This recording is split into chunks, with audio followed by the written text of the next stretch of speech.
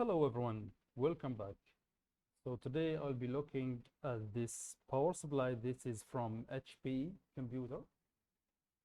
So this one has been brought here as a no working. So let's check it together. I have already attached the power cord. I will attach to the power socket and let's check it together.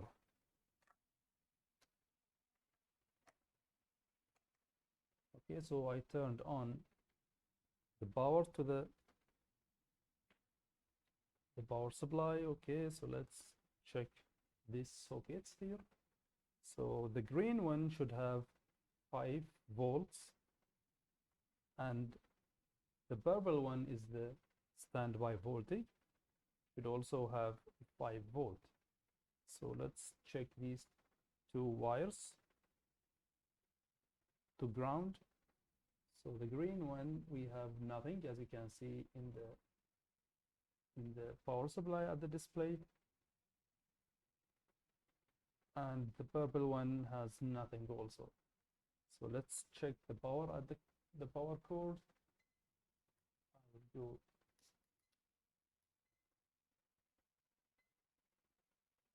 okay, so AC.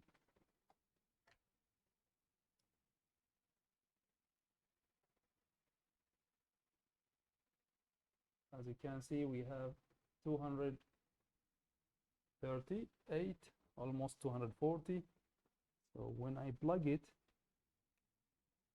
and check the voltages at this connector,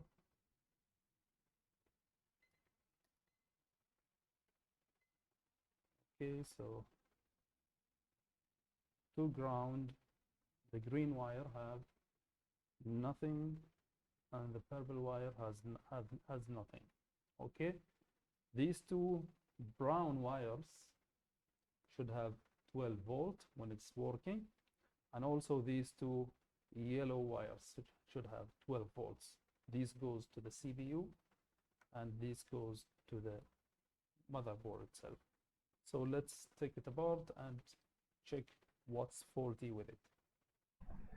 Okay, so I took it apart. As you can see, the very first thing you need to do is to check this capacitor, because this capacitor is at the primary side and it can hold charge for a very long time. So let's first check it.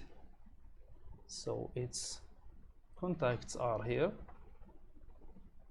As you can see, it does not have anything at that multimeter at the screen, so it has nothing. This may lead that the power supply has not worked at all, so maybe the fuse is burned. So the fuse is here, as you can see. This is the fuse. So let's check the fuse at the continuity mode or PEEP mode. Okay, we are now at PEEP mode. Okay, so let's check for this fuse for continuity, and it's not continuing, so it's not making contact, so this fuse is blown. So what caused the fuse to blown is normally when there is a fault or something shorted at the primary side. Okay, so as you can see here, we have a very big gap, and here we have some optocouplers. So this section is the secondary side, and this section this way is the primary side.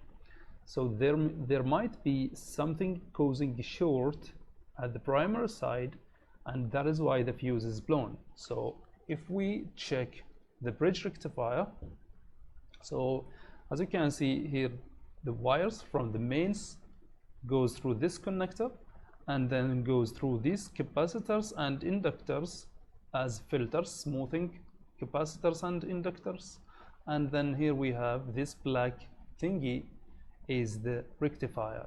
So if we check in diode mode, okay, in diode mode, if we check the legs or the pins of this rectifier, there is 4 pins. So the outer pins are the DC rail, and the inner pins are the AC. So the AC from the mains will reach here first. So let's trace it. So this is the neutral, goes through the capacitor, and then goes through a filter, inductor, and another inductor. Okay, so then it reaches here. So this one is connected here. As you can see, it's connected to this pin from the mains, and this one, the other side, should go to this pin, and it's not because the fuse is blown. But if we test here, it is connected. So these two, the inner ones, are the AC side. These two are the DC side. If we check, it is shorted. So this should not short. If it is shorted, that means there is something in the primary side causing this short, and this is why this fuse is blown. Normally, when this fuse blows out, that means there is a short in the primary side. And what causes the short normally in the primary side is the transistors, the power transistors or the diodes. So as you can see at this heatsink, we have a transistor right there and a diode next to it. So here we have 3 pins for the transistor. If we check in diode mode, it should not short. The other pin also, it should not short, but it is. Also, the diode should read 0.5 or so, 0.4 or 0.3 sometimes, depends on the type of the diode, and this one is showing as shorted.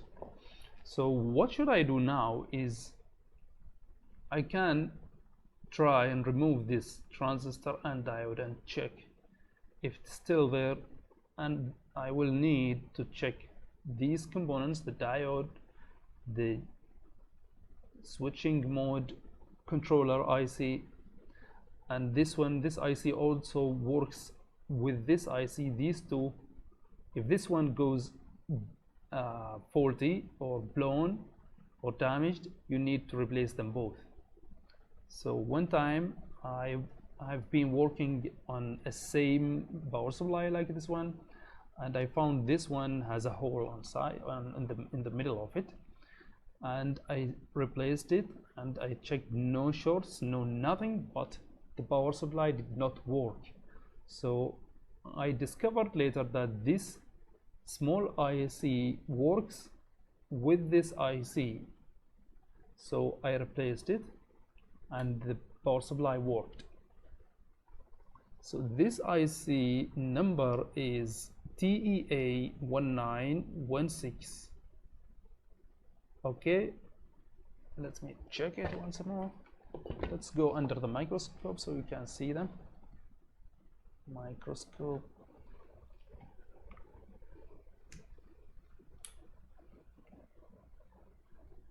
So this one is TEA19161T, and the other one is this one right here, is also TEA. The T is not written, but it's TEA19162. So these two works together. Okay, so let's go back to the camera. So now what should I do is I will inject voltage at the input of the DC rail after the rectifier. Okay, I will inject 1.5 volts or 2 volts or 3 volts, doesn't matter, and I will apply a little bit of current, let's say 1 amp, 2 amps, and I will use my thermal camera to check what gets hot. Okay, so let me just bring the power supply leads. So where is the negative and where is the positive? So you can know what rail is the positive and what rail is the negative is by checking the transistor, or I mean this big capacitor, this one. Okay, so this one have the negative side is this one, so it's here. So this capacitor is connected through these resistors, and here we have this transistor. Also we have this, I think is a jumper. Yes, it is a jumper wire. So this is a jumper wire from here to here, so this goes here. So this is the negative and this one should be the positive. Okay, so I will inject voltage. Here is the positive and here is the negative. It's drawing 2.7 amps. Let's check together. As you can see, these resistors is getting hot. It's not the resistors does not go short. Okay, so I think is the transistors in the heatsink, these transistor and the diode. Let's check them. Yeah, as you can see, this one right here, the one right here, oh, this is a reflection. Yeah, it is a reflection. I will inject voltage again. Let me first solder wires here so we can inject voltage. Okay. Okay, so I soldered 2 wires to the output of this bridge rectifier. So let's connect the power supply leads.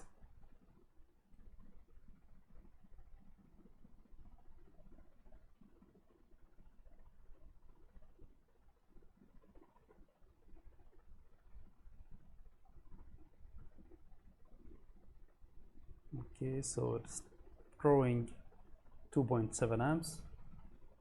I will be using my thermal camera again to check what's getting hot.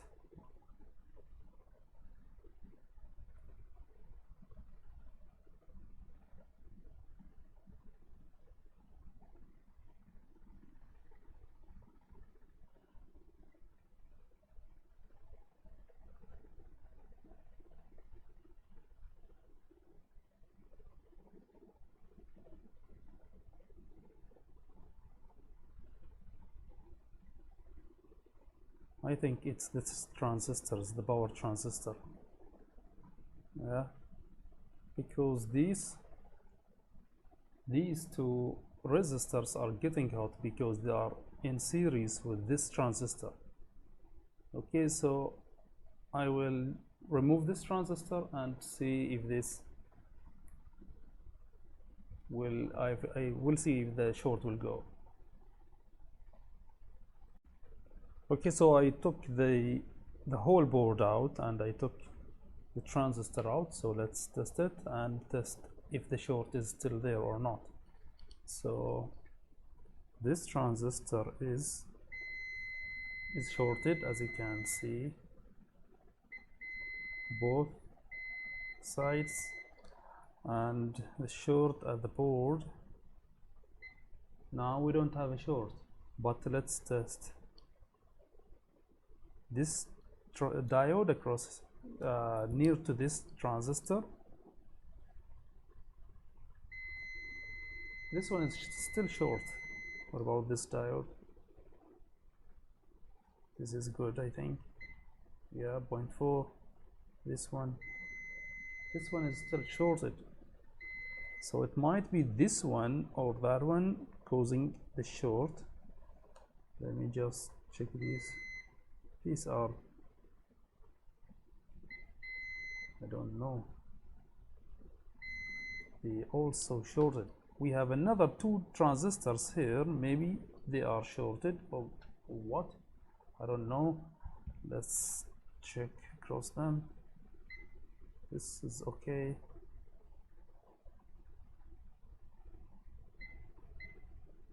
this is okay, and this is okay. So both of these two transistors are good. Maybe this diode is still shorted, or maybe this diode is shorted. So I will take them apart and check. Okay, so I took the other diode, or this one. This one is still on the board. So if I test now, this is showing good 0.4 voltage drop. This one shows shorted. So I had to take the whole heatsink out because this screw was hidden next to this transformer. So I had to take the whole heatsink out.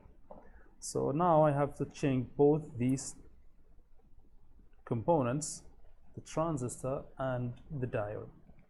So let's try and find these. If they are not, if I don't have them, I have to order them.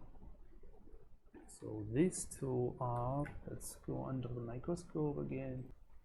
So this one is, this is the transistor. So the transistor is 65SL190D, and this diode is MURF 8L60. So let's see if I have them. If I don't, I will have to order them. Okay,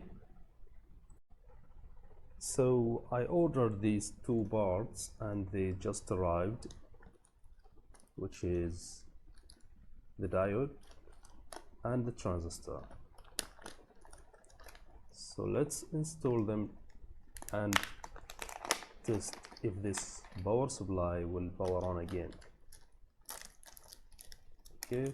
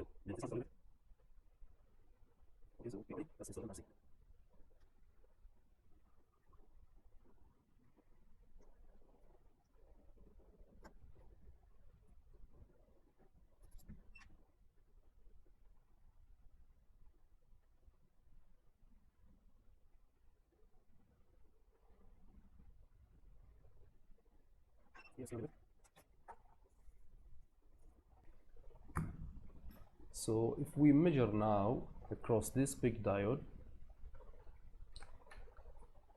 before we have a short, now we should not. There is no short,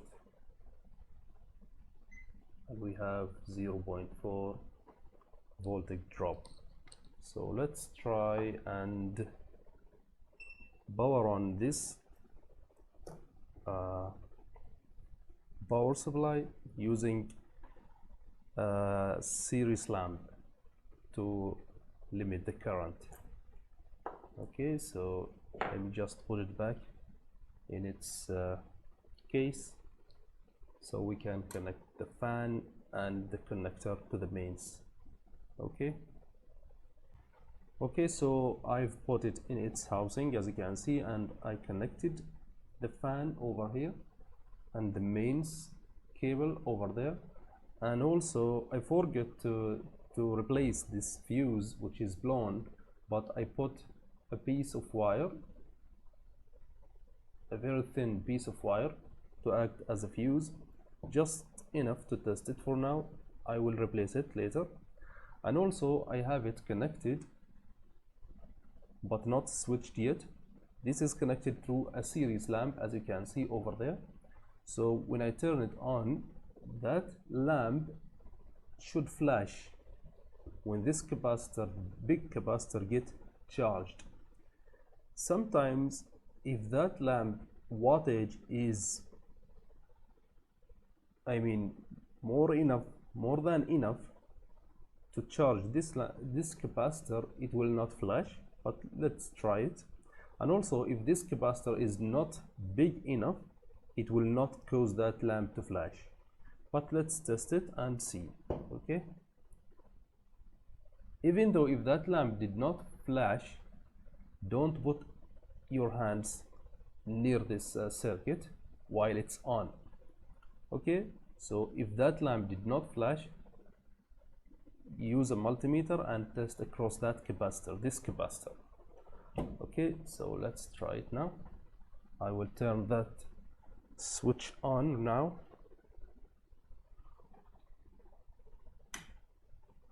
So it didn't flash. So let's go to voltage mode and check if we have voltage across that capacitor. We should have around 300 volts. Okay, so this capacitor is here. So we have 350, 345. Okay, so we have voltage. Even though that lamp did not flash, we have voltage. So let's check if we have voltage across these connectors right now.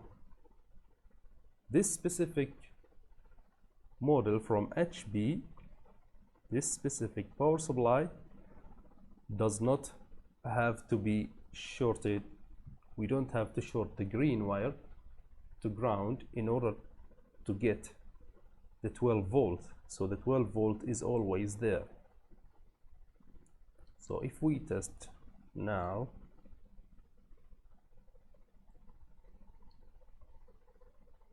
we have 12 volt, yes, so it's working. And let's check, what about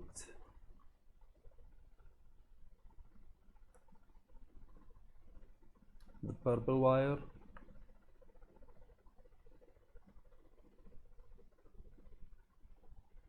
Nothing. The green wire 2.6, the red wire also nothing. So these, maybe the power supply has to be turned on in order for them to come on. So let's short these two wires. Let me grab a piece of wire. Okay, so here is a piece of wire. Let's short the green wire to ground. So this is the green wire to ground, which is this one. Yes, the fan is spinning, as you can hear. It is spinning, as you can see over there. And now if we test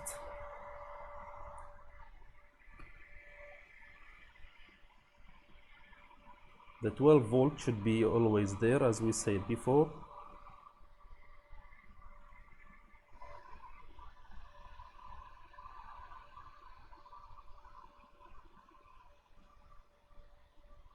Yes, we have 12.2 volts, as you can see over there.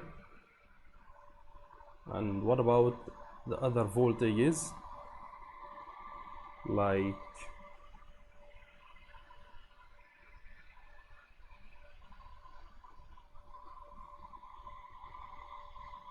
this one?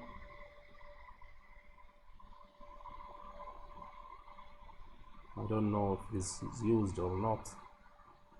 What about the red wire?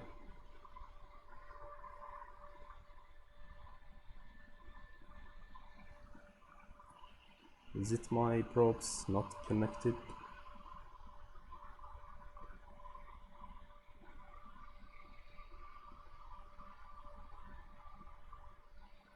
So we don't have voltages through this connector. I don't know if this is, we have 11.8 at this gray wire, but nothing at the purple wire and nothing at the red wire. I don't know if this is normal or what. I have to try it, because I am not sure why these wires are there. Is this red wire is a 5 volt like a normal universal power supplies, and is this purple wire is a standby voltage 5 volt? I don't know, I'm not sure actually. I have to test it in a computer so to see if it is working or not. Okay, now I know why we didn't have voltage on this purple wire and the red wire, because they are not like a normal universal power supply. So as you can see, we have these wires are written over there. Let's go under the microscope so you can see them.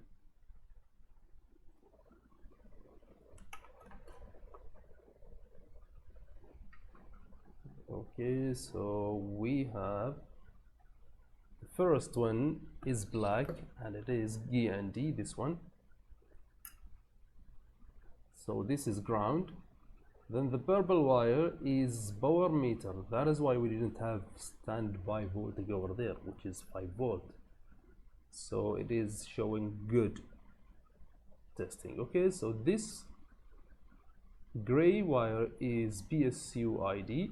So we have 11.8 volt across this wire to ground, this wire to ground, and also the green wire is the power supply on. We had around 2.6 volts, which is okay, and when we shorted this wire to ground, we have the power supply on, so the power supply get powered on. Okay, and then we have ground again, the black one, and then fan tach, which is the speed of the fan, and then not available, this one, and then fan command. So this red wire is not 5 volt actually. Okay, so that is why we didn't have voltages in this connector. So now we can call this is a fix, a complete fix, and we don't have to test it on a computer. Actually, we need to load it to see if it will go bad again, but for now we can call it a fix. So thank you for watching, and see you in another video.